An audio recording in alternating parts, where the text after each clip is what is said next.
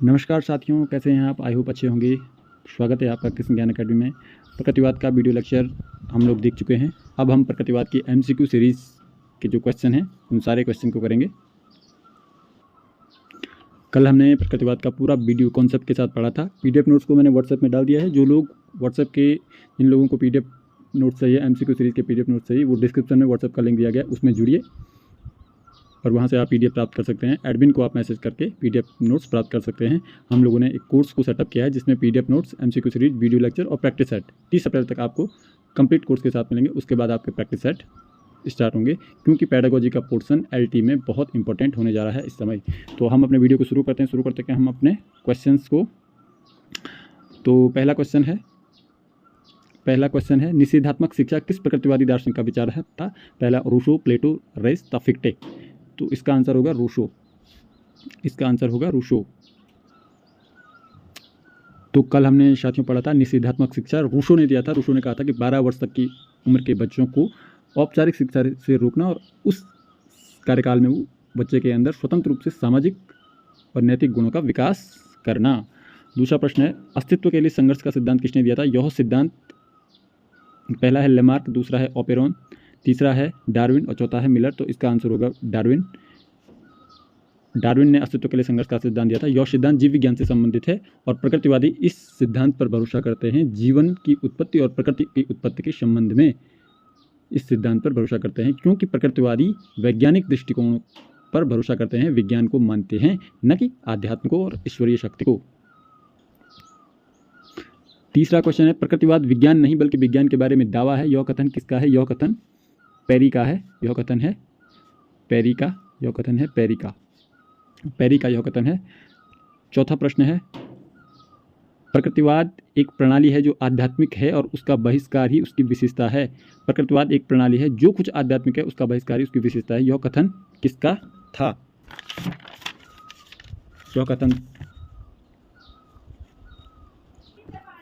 यह कथन ब्राइस का है। ब्राइस इसमें ऑप्शन नहीं दे रखा है। यह कथन ब्राइस का है, सॉरी साथियों, यह कथन ब्राइस ने दिया था, इसमें ऑप्शन नहीं है। जायस, रास, प्लेटो, चारों ही ऑप्शन गलत हैं। तो यह कथन ब्राइस ने दिया था।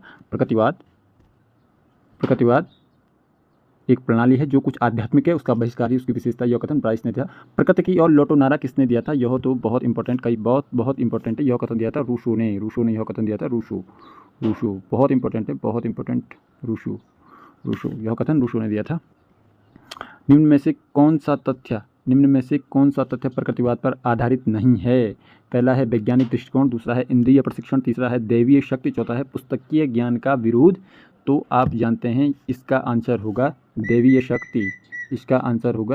शक्ति। क्योंकि प्रकृतिवादी साइंटिस्ट जो हैं ईश्वर पर भरोसा नहीं रखते हैं, आध्यात्म पर भरोसा नहीं रखते हैं। प्रकृतिवादी दार्शनिक किस विधि को उपयुक्त मानते हैं? शिक्षण विधि को, एक्चुअली इसमें शिक्षण विधि होना चाहिए था। प्रकृतिवादी दार्शनिक किस शिक्षण विधि को उपयुक्त मानते हैं? पहला है खेल द्वारा सीखना, दूसरा है आगमन निगमन, तीसरा है ह्यूरिस्टिक विधि और चौथा है ए और बी दोनों। ए और बी नहीं, एक्चुअल में इसमें ए और सी, इसमें होना चाहिए था ए और सी। तो इसका आंसर ए और सी होना चाहिए था। ए और सी दोनों इसका आंसर होना चाहिए था।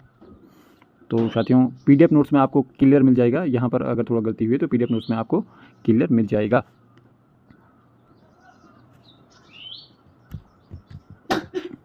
आठवां प्रश्न है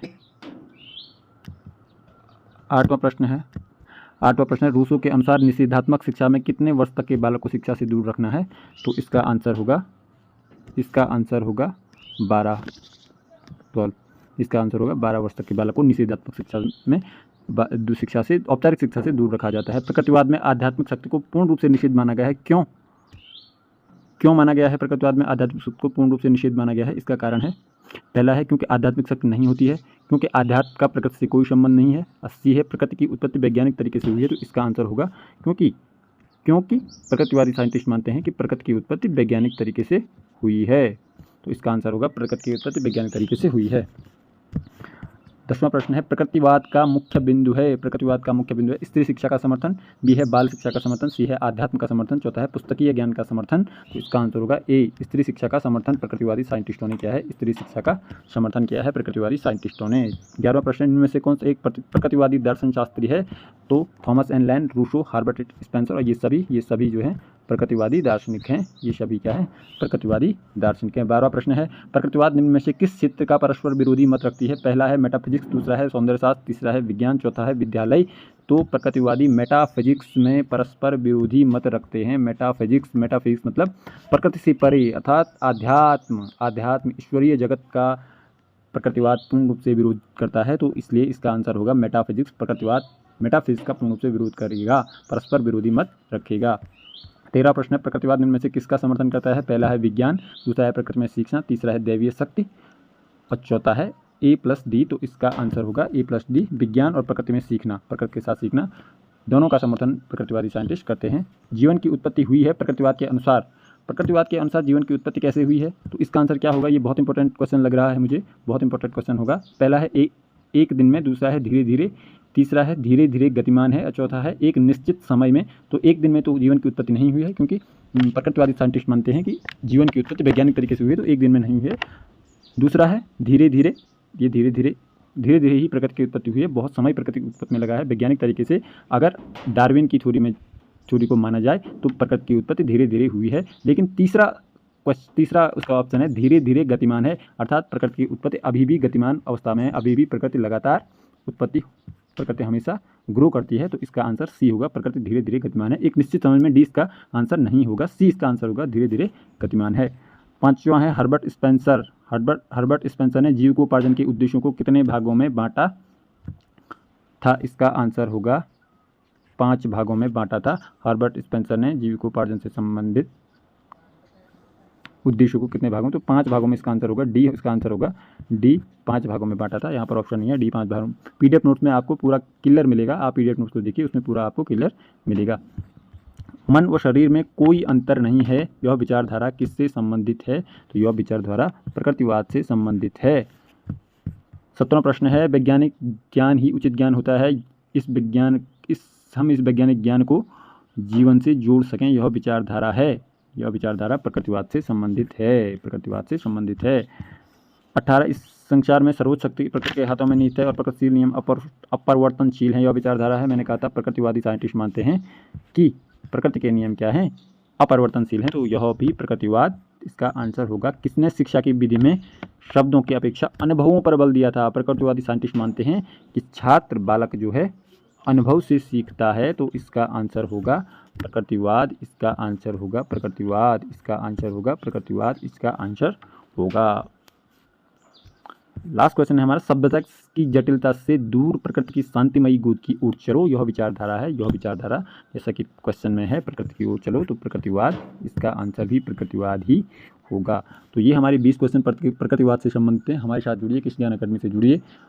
व्हाट्सएप का लिंक डिस्क्रिप्शन में दिया गया है, आप लोग व्हाट्सएप से जुड़कर PDF नोट्स को प्राप्त कर सकते हैं और जो MCQ सीरीज़ का मटेरियल है वो आप प्राप्त कर सकते हैं। जो भी लोग हमारे साथ व्हाट्सएप ग्रुप में जुड़ेंगे उन्हें PDF नोट्स और MCQ सीरीज़ के PDF प्राप्त होंगे, वीडियो लेक्चर प्राप्त होंगे। तो हमारे साथ जुड़े रहें। 30 अप्रैल तक हम LTE पेडागोजी का कंप्लीट कोर्स आपको देंगे। तब तक के लिए धन्यवाद।